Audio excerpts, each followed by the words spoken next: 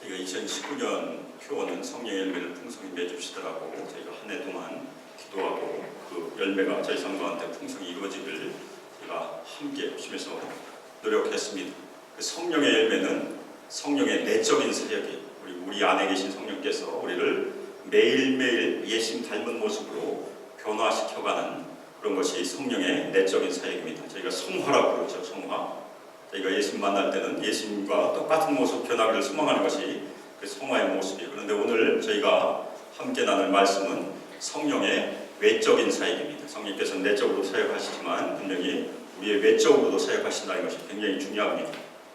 예수님께서 이 땅에 오신 것을 저희가 크리스마스를 통해서 같이 살펴보았습니다. 요한복음에 의하면 말씀이 육신이 되어 우리 가운데 거하시며 우리 가운데 장막을 치셨어요. 그것이 크리스마스 사건이죠. 그런데 마태복음이나 누가복음에 의하면 예수님께서는 어떻게 이 땅에 태어나셨습니까? 성령의 능력으로 잉태되었다. 예수님의 탄생의 그 사건도 성령의 능력으로 이루어진 일이. 그리고 누가복음에 의하면 예수님께서 어린 시절이 누가복음에 잠시 나옵니다. 하나님의 은혜가 어린 예수에게 임했어요. 그래서 예수님은 자라면서 강화해지고 지혜가 충만하였다. 예수님께서 성인이 되셔서 메시아로 사역하신 데 필요한 그 모든 준비를 성령께서 인도하셨다는 얘기. 예수님의 어린 시절이 지나고 드디어 예수님이 성인이 되셔서 제가 복음서를 읽어보면 예수님께서 요단강에 오십니다. 그리고 침례 요한에 의해서 침례를 받게 됩니다. 그런데 예수님께서 침례를 받으시는 장면에도 성령께서 등장하세요. 그리고 예수께서 침례를 받으신 이후에 성령께서 예수를 인도하셔서 광야로 내보냈어요. 그래서 광야에서 40일 동안 마귀에게 시험을 당해요. 그것도 성령이 인도하시면서. 그리고 40일간의 시험이 끝나고 사역을 시작하실 때도 성령의 능력이 함께했습니다. 예수님의 인생이 항상 성령의 능력으로 함께했다는 그런 얘기. 마지막 때 예수님께서 십자가에서 달려 돌아가시고 3일 만에 부활했는데, 물론 예수님께서 일어나셨다는 표현도 있지만 예수님께서 일으키심을 받았다는 표현이 굉장히 많이 있습니다. 예수님께서 스스로 일어나신 것이 아니라는 얘기입니다. 하나님의 능력으로 일어났다는 얘기입니다. 성령의 능력으로 일어나셨어요. 예수님의 인생은 잉태 때부터 성장, 사역 시작, 나중에 사역을 완성하실 때까지 늘 성령의 능력이 함께했다는 것이 예수님의 인생입니다. 오늘 말씀은 바로 예수님께서 자신의 고향에 가서 자신이 자라난 나사렛 회당에 가서 전하신 말씀으로 보통 나사렛 선언이라고 이렇게 이해를 합니다.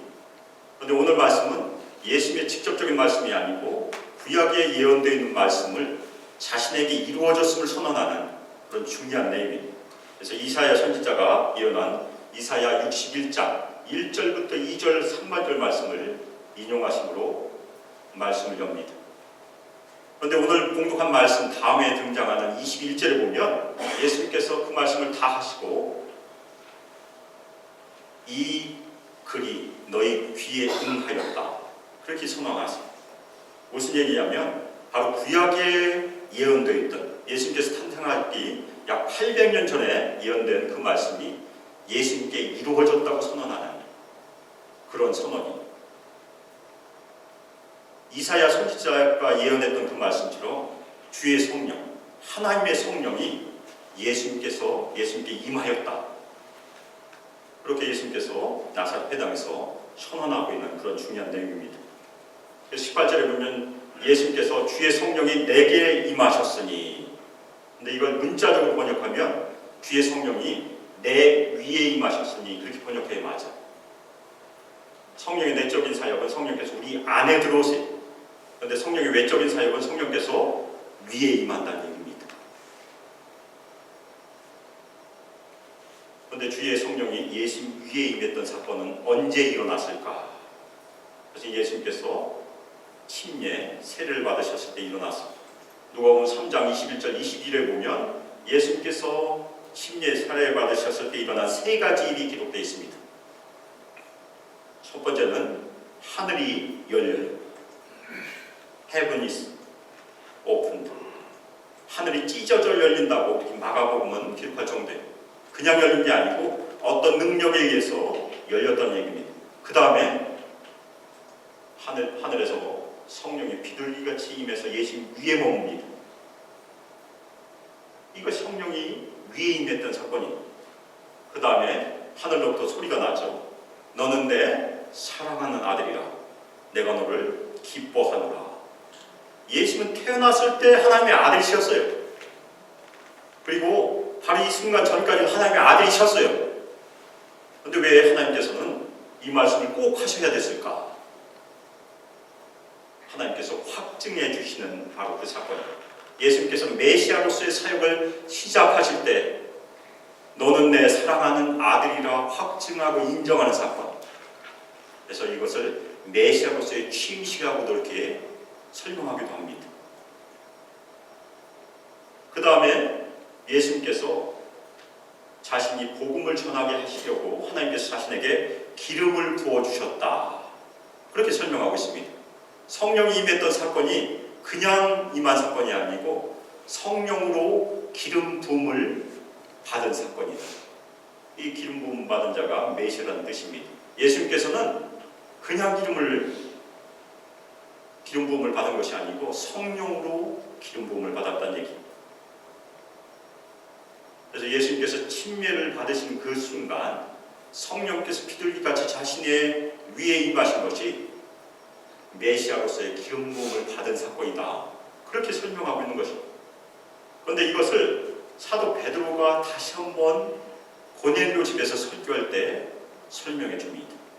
사도행전 10장 38절에 보면 하나님이 나사렛 예수에게 성령과 능력을 기름 붓듯 하셨으며 그가 두루 다니시며 선한 일을 행하시고 마귀에게 눌린 모든 사람을 고치셨으니 이는 하나님이 함께 하셨습니다. 근데 우리 번역은 기름 붓듯 하셨으며 이렇게 번역했는데 다시 번역하면 하나님께서 나사렛 예수께 성령과 능력으로 기름 부으셨다. 그 얘기. 성령의 기름 부음 받는 그 일이 예수님께서 침례 받으신 그 순간에 이루어졌다는 얘기입니다. 그리고 그 다음에 사역이 성령의 능력으로 선한 일을 행하셨다. 그래서 말씀을 증거하시고 메시아로서의 세 가지 사역이 있습니다. 복음의 말씀을 증거하시는 것, 하나님 나라의 복음을 증거하시는 것이 첫 번째 사역이고 병자들을 고치시고 귀신을 쫓아내시고 세 가지 메시아 사역을 3년 동안 하십니다. 그러면 하나님께서는 왜 예수님께 성령과 능력으로 기름을 부으셨을까? 오늘 짧은 구절이지만 첫 번째 가장 중요한 목적이 있습니다. 그 다음에 그 중요한 목적을 세 가지로 나눠서 설명을 하고 있습니다. 첫 번째는 가장 중요한 목적, 성령의 기름 부으심. 그리고 우리 소망교회 하나님의 능력이 임하심의 목적도 똑같이 돼요. 우리 성도들이 왜 하나님의 능력을 받아야 되는가도 거기에 연결이 됩니다. 가난한 자에게 복음을 전하게 하시기 위하여. 아멘입니까?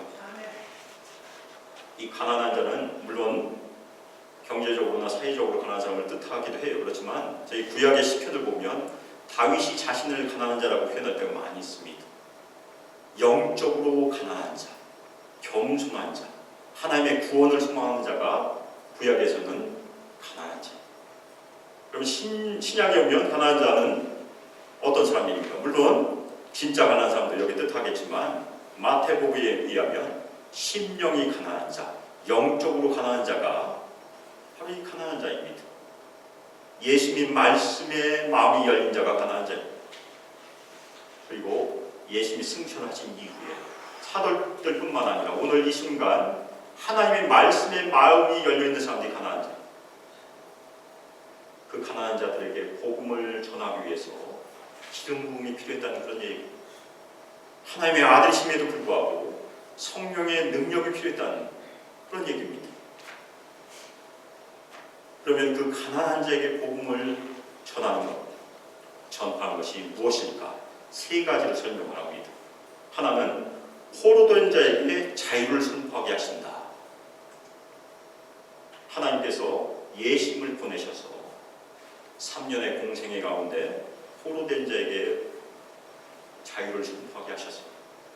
이 포로된 자는 죄 때문에 대적인 마귀에게 사로잡혀 있는 모든 사람들을 뜻합니다. 우리가 예수 믿기 전에 우리는 다 포로된 자였었어요. 아멘입니까? 따라서 구원이라는 것은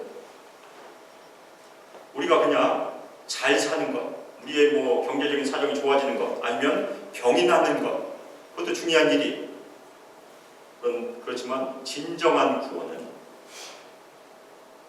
죄의 지배에서, 사망의 지배에서 사로잡혀 있던 그 상태에서 구원받는 것을 뜻한다는 얘기입니다. 그래서 구원은 죄와 사탄에게 사로잡혀 있음으로부터의 자유를 의미해요. 또 하나 중요한 것은 이 자유라는 말이 오늘 말씀에 2번 등장하는데 똑같은 말이에요. 근데 용서라는 의미로도 쓰입니다. 따라서 죄로 인해 사로잡혀 있는 사람들을 예수님께서 용서하신 사건도 가난한 자에게 복음을 전파하신 사건이라는 얘기입니다. 우리를 구원하시고 용서하여 주시면 우리의 구원은 반쪽이 완성이 됩니다. 나머지 반쪽은 무엇일까요? 하나님의 아들과 딸로 삼아주신 것이 나머지 반쪽이에요. 영접하는 자, 그 이름을 믿는 모든 자들에게는 하나님의 자녀가 되는 권세를 주셨으니, 첫 번째는 죄 용서를 당연히 받아야 돼요. 그렇지만 거기서 그치지 않는다는 얘기입니다. 그 다음에 하나님의 아들과 딸로 삼아주신 것이 온전한 구원이에요. 두 번째로 가난한 자에게 복음을 전파하시는 예수님의 사역 가운데 두 번째는 무엇입니까? 눈먼 자에게 다시 보게 함을 전파하시는 사역. 예수님께서 실제로 눈먼 자들을 많이 고치셨어요.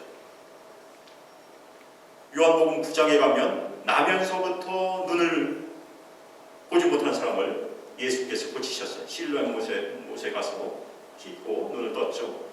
그리고 저희가 잘 아는 다윗의 자손 예수여 나를 불쌍히 여기소서 외쳤던 누구입니까? 바디메오. 마지막에 구원하셨던 바디메오도 눈먼 자였었어요. 또 하나 중요한 것은 우리 모두가 다 눈먼 자들이었다는 것이, 요한복음 9장에 보면 이스라엘 지도자들에게 예수님께서 눈먼 자들이라고 진짜 말씀하셨습니다. 예수님의 말씀을 보지 못하고 듣지 못하는 다 눈먼 자들이, 지금도 세상에 가면 눈먼 자들이 많이 있습니다. 예수님의 사역은 그 눈먼 자들에게 먼저 눈이 멀었다는 것을 알게 해주신 것이 회개입니다. 그 다음에 예수님을 믿고 눈을 뜨게 하신 사건이 구원의 사건입니다. 그래서 예수님의 긍휼을 받은 사람들, 그 사람들은 영적인 눈을 떠서 하나님의 구원을 본 사람들이고 다시 보게 함을 받은 자들이라는 그런 말씀입니다. 그것이 두 번째, 가난한 자에게 복음이 전파된 사건입니다. 세 번째는 눌린 자를 자유롭게 하신다. 특별히 이 눌린 자들은 신약성경에서 귀신 들린 자들이 많이 등장합니다. 이 군대 귀신 들린 자, 아무도 제압하지 못한 사람, 그 사람을 예수님께서 제압하셨어요. 이 말씀은 이사야 58장 6절을 인용한 말씀입니다. 이사야 58장 6절, 내가 기뻐하는 금식은 흉악의 결박을 풀어주며 멍에의 줄을 끌어주며 압제당하는 자를 자유하게 하며 모든 멍에를 꺾는 것이 아니겠느냐. 우리가 이사야 58장을 읽어보면 첫 번째, 이 말씀은 1차적으로는 메시아신 예수님께서 하신 사역이 분명합니다. 그런데 또 하나 중요한 것은 교회에서, 하나님의 공동체에서 이 말씀이 이루어진다는 그 말씀입니다. 그래서 이 땅에서 예수님께서 이미 멍에의 줄을 끌어주시고 압제당한 자를 자유케 하셨어요. 그 복음의 말씀을 듣는 교회가 해야 될 일이 동일한 그런 말씀입니다. 교회는 이 땅에서 하나님의 복음, 자유하게 하는 그 복음을 증거하여 압제당한 자를 자유케 하는 그런 공동체라는 얘기입니다.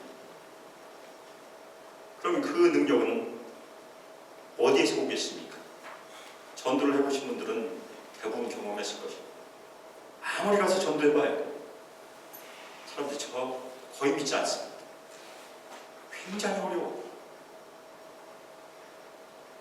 그런데 하나님의 능력이 함께하면 가서 예수님만 얘기해도 회개하고 예수 믿게 되어 있습니다. 그것이 예수님의 능력입니다.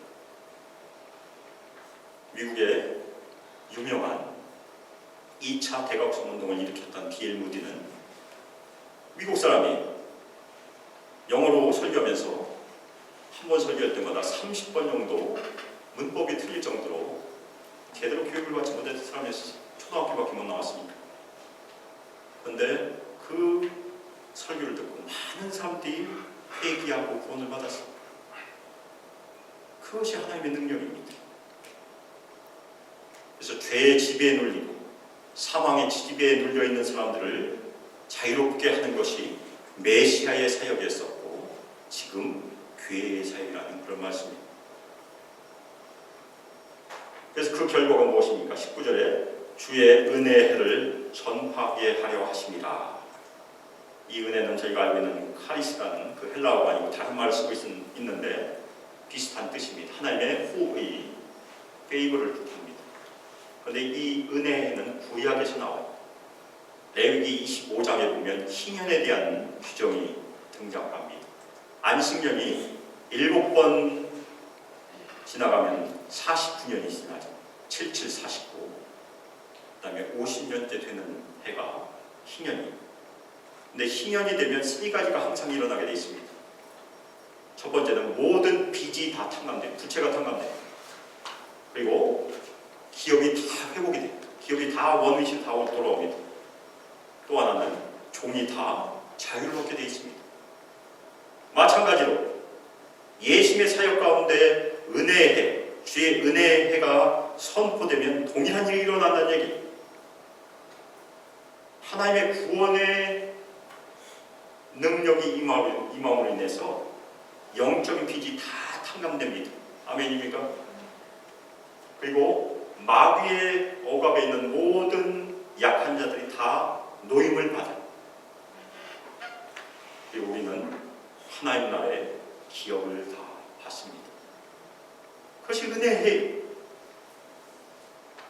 그래서 예수님께서는 이 지상에 오셔서 성령으로 기름 부음을 받아 성령의 능력으로 하나님의 복음의 말씀을 선포하셨고 용서의 말씀을 선포하셨고 치유의 말씀을 선포하셨어요.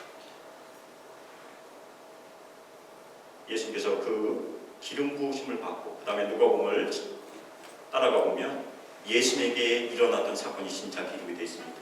누가복음 4장 1절에 보면 예수님께서 성령의 충만함을 입었다고 기록하고 있습니다. 성령의 능력으로 충만함을 입은 것입니다. 누가복음 4장 14절에 보면 예수께서 성령의 능력으로 갈릴리에서 사역을 시작하셨다. 다시 한번 성령의 능력이 등장합니다. 그래서 예수님의 공생의 사역, 3년 동안의 사역은 성령의 능력으로 사역했던 그런 사역이었다. 제가 그렇게 가슴에 새게 됩니다. 그러면 이 성령의 능력은 하나님의 아들이신 예수님께만 임했던 능력이었을까? 그렇지 않아요. 예수님의 제자들에게도 성령의 능력이 임했었습니다. 그래서 예수님께서 부활하신 후에 승천하시기 전에 제자들에게 예루살렘을 떠나지 말고 아버지께서 약속하신 그분을 기다리라. 누가복음 24장 49절 말씀입니다. 볼지어다 내가 내 아버지께서 약속하신 것을 너에게 보내리니 너희는 위로부터 능력으로 입혀질 때까지 이 성에 머물라 하시니라. 이것은 예수님께서 부활하신 바로 그 직후에 하신 말씀으로 이해를 할 수 있습니다. 특별히 아버지께서 약속하신 것이라고 번역하는 것보다는 아버지께서 약속하신 분이 성령이시니까 그분을 너에게 보내주실 것이다. 그래서 약속하신 성령을 보내실 것이고 제자들이 그 성령으로 말미암아 위로부터 하늘로부터 능력으로 입혀지게 될 것이다. 그것을 약속하셨어요. 그리고 40일이 지났습니다. 40일 동안 아무 일이 일어나지 않았어요. 그래서 예수께서 제자들 40일 동안 가르치시고 난 다음에 승천하세요. 승천하시면서 제자들에게 다시 한번 말씀하시면 사도행전 1장 8절 말씀입니다. 오직 성령이 너에게 임하시면 너희가 권능을 받고 예루살렘과 온 유대와 사마리아와 땅끝까지 이르러 내 증인이 되리라 하시니라. 성령의 능력이 임하면 무슨 일이 일어날까? 성령의 열매를 맺는다는 것이 아니고 무엇입니까? 예수님의 증인된다. 예수님을 전파하는 전도자가 된다. 그 말씀입니다. 그런데 이 말씀이 정확하게 열흘 후에 이루어집니다. 예수께서 승천하신 후 열흘이 지나면 이제 50일이 지나서 예수님께서 부활하신 후에 그것은 오순절입니다. 그래서 오순절날 예수님의 약속대로 성령의 능력이 마가의 다락방에서 120명의 성도들에게 임했습니다. 그래서 성령의 능력으로 그 당시에 땅끝이라고 여겨졌던 로마까지 복음을 증거하는 것이 사도행전 얘기예요. 그러면 성령의 능력은 사도행전에만 기록되고 끝났을까? 그렇게 주장하는 신학자들이 진짜 있습니다. 특별히 저희가 올드 프린스턴이라고 얘기하죠. 아주 보수적인 성령의 은사가 예수님과 사도시대에만 존속했고 지금은 없다라고 주장하는 분들이 있습니다. 그런데 기독교 역사를 살펴보면 그렇지 않아요. 기독교 역사 가운데 영적인 붐이 일어났을 때마다 항상 어김없이 성령의 능력을 받은 하나님의 일꾼들이 있었어요. 어떤 사람들은 아주 보잘것없는 사람들이 있었어요. 저희가 잘 아는 조지 위필드, 조나단 에드워즈, 둘 다 성령의 능력을 분명히 받았습니다. 그리고 미국의 1차 대각성 운동을 일으켰고, 그리고 요한 웨슬리, 동생 찰스 웨슬리와 함께 성령의 능력을 받아서 영국의 부흥을 일으킵니다. D.L. 무디, 미국의 2차 대각성 운동을 이끌었던 성령의 능력을 받은 사람. 한국에서 원산 대부흥 1905년, 평양 대부흥 1907년 성령의 능력을 받았던 하나님의 일꾼들이 거기에도 있었어요. 마틴 로이드 존슨 목사님이 쓰신 성령 세례라는 책에 보면 요한 웨슬리의 일기가 소개됩니다. 1739년 1월 1일 일기. 홀씨와 미스터 홀, 헌칭, 잉험, 윗필드, 허팅과 내 동생 찰스는 약 60년가량의 우리 형제들과 함께 피터레인에서 애찬에 참석하고 있었습니다. 새벽 3시경 우리가 기도를 계속하는 순간이었는데 하나님의 능력이 강하게 우리에게 임하였습니다. 많은 사람들이 기뻐 날뛰는 즐거움으로 외쳐대고 또 많은 사람들이 땅바닥에 엎드려졌습니다. 우리가 존엄하신 하나님의 임재하심에 두려움과 놀라움에서 다소 정신을 차리게 되었을 때 우리는 모두 한 목소리로 외쳤습니다. 오 하나님, 당신을 찬양합니다. 우리는 당신께서 우리의 주님이신 것을 아옵나이다. 근데 이 체험은 요한 웨슬리가 첫 번째로 마음이 뜨거워지는 체험을 한 이후에 두 번째 체험. 특별히 요한 웨슬리는 우리가 오늘 공독한 그 말씀을 가지고 많이 기도했다고 합니다. 그 말씀이 자기 삶 가운데 임하기를. 지금도 하나님께서는 주님의 종들에게 성령의 능력을 부어주시기를 기뻐하십니다. 우리 소망교회도 성령의 능력을 부어주시기를 기뻐하세요. 그러면 어떻게 하면 우리가 성령의 능력을 받을 수 있을까? 그 비밀이 무엇일까? 그 비밀은 성경에 기록되어 있습니다. 예수님께서 침례를 받으신 후 성령으로 기름 부으심을 받을 때 예수님께 일어났던 아주 중요한 사건이 있습니다. 그것은 마태복음과 마가복음은 기록하지 않고 생략을 했지만 누가복음에만 기록되어 있습니다. 누가복음 3장 21절에 의하면 예수님께서는 침례를 받으시고 기도했다고 기록하고 있습니다. 예수님께서도 기도하셨다는 얘기입니다. 물론 누가복음은 예수님의 기도가 많이 기록되어 있습니다. 예수님께서 기도하신 후에 성령과 능력으로 기름 부음을 받았다고 이해할 수 있습니다. 예수님의 제자들은 어땠을까? 예수님께서 약속하셨으니까 저절로 받았을까? 그렇지 않아요. 예수님의 제자들도 당연히 기도했습니다.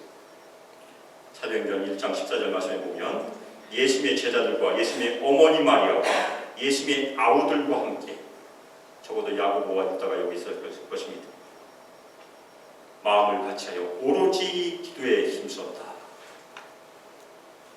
열흘 전심으로 기도한 후에 역사적으로 성령이 교회에 임했던 놀라운 사건을 저희가 사도행전에서 자주 발견하고 있습니다. 근데 여기서 힘쓰다는 말은 어떤 일에 굳게 계속하다, 그런 얘기, 계속해서 싸우다, 이길 때까지. 그래서 예수님의 제자들은 성령의 능력을 받기까지 계속해서 포기하지 않고 기도했다는 그런 말씀.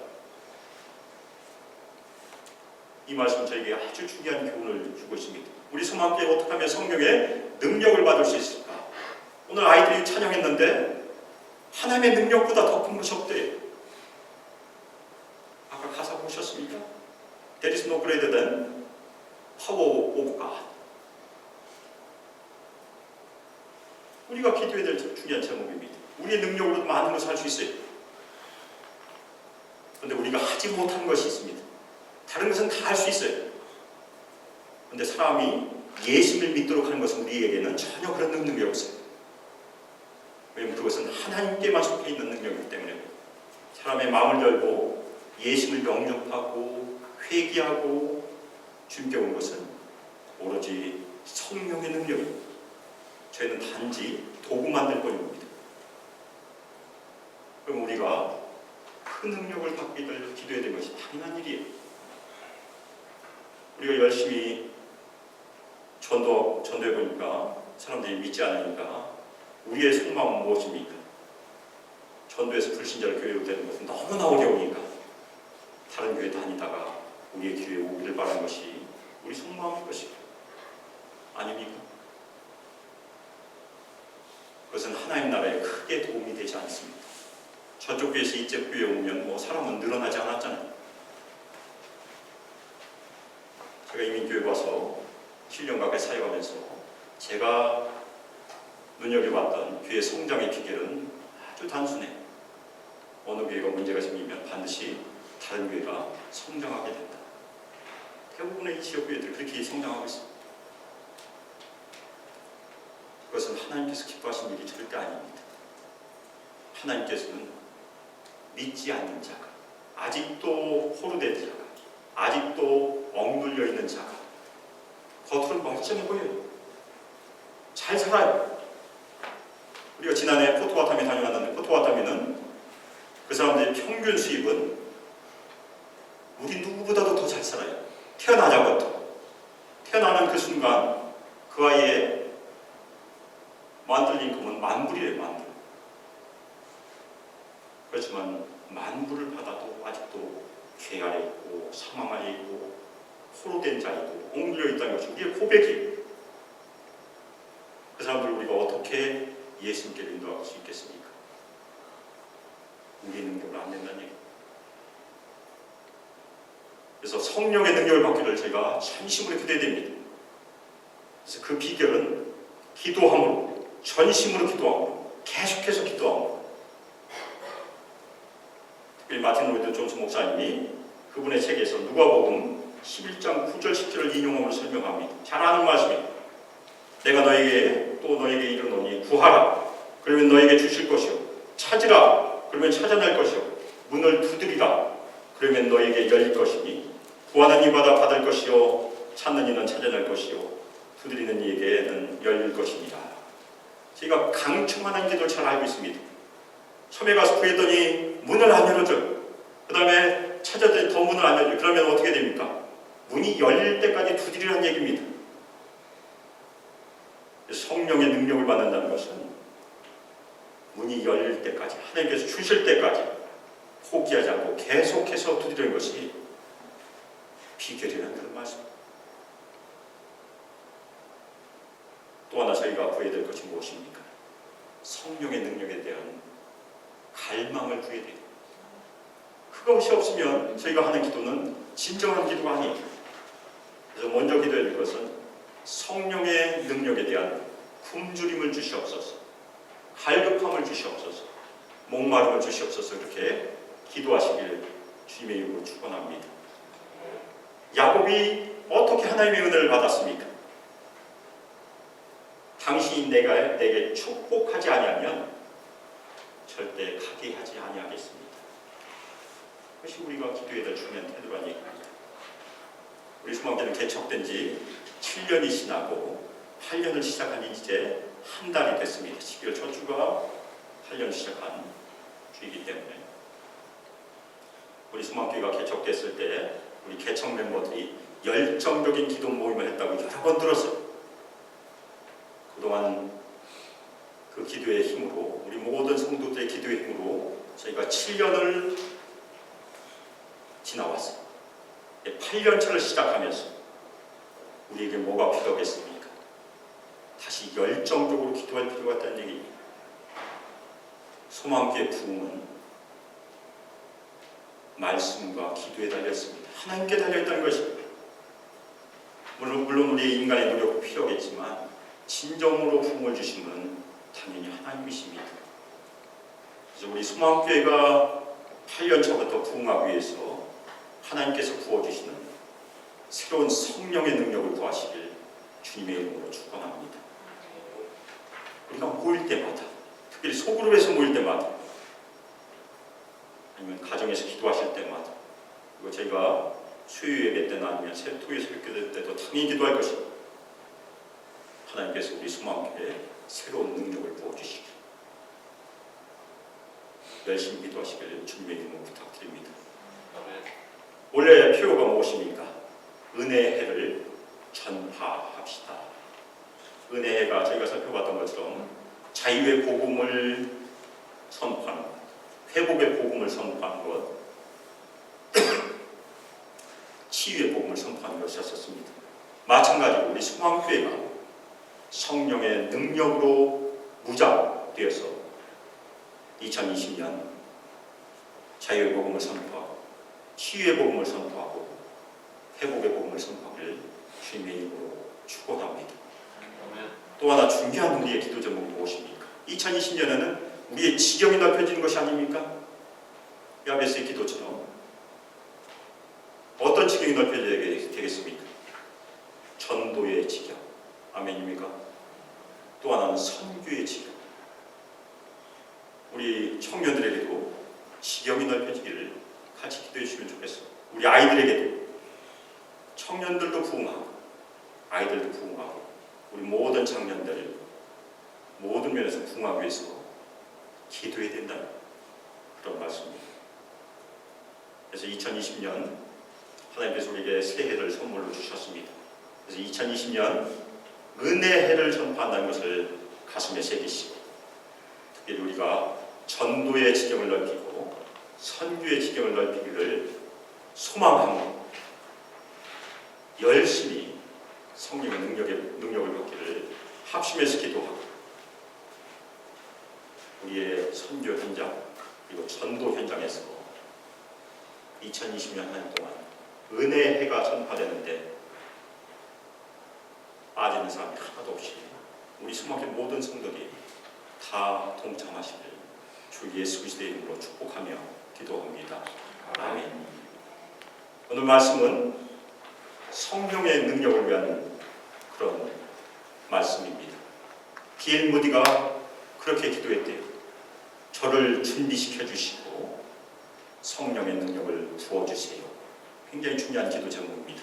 그래서 올 한 해 기도하실 때마다 저를 준비시켜 주시고 우리 소망교회를 준비시켜 주시고 성령의 능력을 우리 소망교회 우리 모든 성도들에게 충만하게 부어주세요. 합심해서 같이 기도하시길 주님의 이름으로 부탁드립니다. 이 시간 합심해서 기도하겠습니다. 전능하시며 거룩하신 기도합니다. 아멘. 찬송가 189장 같이 찬양하겠습니다.